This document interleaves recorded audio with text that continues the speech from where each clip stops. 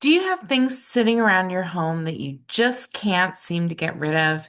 Maybe it's a drawer full of old gadgets or clothes you haven't worn in years or stacks of paper you keep moving from one pile to another. Well, you're in luck because today we're talking about the 5 lies that clutter tells you here on Get Organized with Jodi. Hi, I'm Jodi Granok, a certified professional organizer and the owner of Organizing Magic LLC. I post a new organizing video every Friday, so hit that subscribe button and join me each week for practical organizing tips. One of the biggest reasons people struggle to declutter isn't because they don't know how to organize. It's because the things that they own come with thoughts, emotions, and beliefs attached to them.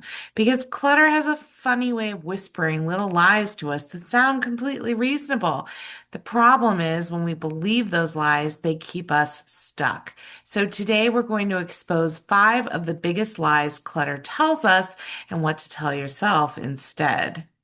So let's start with lie number 1. I'll use it someday.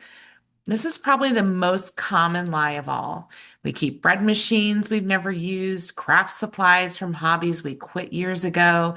We have kitchen gadgets still sitting in their original boxes, exercise equipment collecting dust. The word someday is dangerous because it has no deadline. So ask yourself, have I used this in the last year?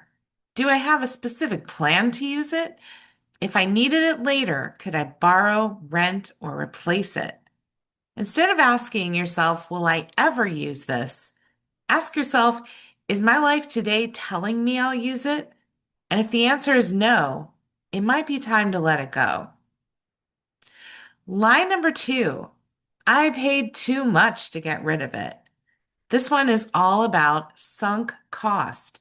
It doesn't matter if you've spent $20 or $200 on something because the money is already gone. Keeping something you don't use doesn't bring that money back. In fact, it often costs you even more because it takes up valuable storage space, it creates visual clutter, and it makes it harder to find the things that you're actually using. So think of it this way. You're not throwing away the money. You're deciding whether you want to keep paying for it with your space and peace of mind. Hmm, something to think about. Lie number 3, I might need it. This is the favorite phrase of clutter. Could you need it someday? Sure. But here's a better question. What's the likelihood?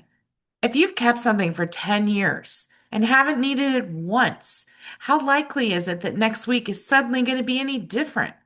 I mean, of course, there are exceptions. You should absolutely keep emergency supplies, important documents, seasonal items, and things that truly serve a purpose. But many just in case items become just in case forever. Sometimes we're sacrificing today's space for tomorrow's imaginary emergency. Line number 4, I'll remember where I put it. Have you ever put something somewhere safe only to spend an hour looking for it later? You're not alone. Our brains are wonderful, but they're not perfect filing systems, especially if you have ADHD or you're feeling overwhelmed. So instead of relying on memory, create homes for your belongings, label containers, store similar items together. The less you depend on remembering, the easier it becomes to stay organized. Because organization isn't about having a better memory, it's about creating systems so you don't have to rely on one. And lie number 5, I'll deal with it later. This little lie creates tomorrow's clutter. The mail sits on the counter, the Amazon box stays by the door, the sweater gets tossed over the chair. One item becomes 5, 5 becomes 20, and suddenly the room feels overwhelming. Most organizing projects don't become difficult overnight. They become difficult because we have postponed dozens of tiny decisions. So, doing something now usually takes less than 2 minutes, but waiting often turns it into a 2-hour project. Future you will be grateful when present you handles it today. Look, clutter isn't just physical, it is mental. The stories that we tell ourselves determine whether we keep moving forward or whether we stay stuck. So, the next time that you're struggling to let something go, take a pause and ask yourself, is this really true, or is this just one of clutter's lies? You may be surprised how much easier it becomes to make confident decisions once you recognize those patterns.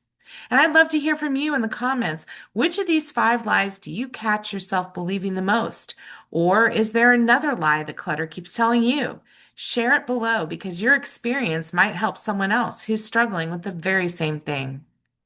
I encourage you to visit organizingmagic.com for more organizing resources, including our free e-newsletter and information about our monthly Zoom webinars, which are also free.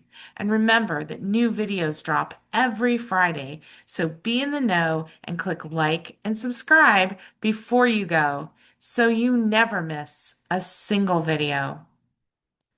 I'll see you next time.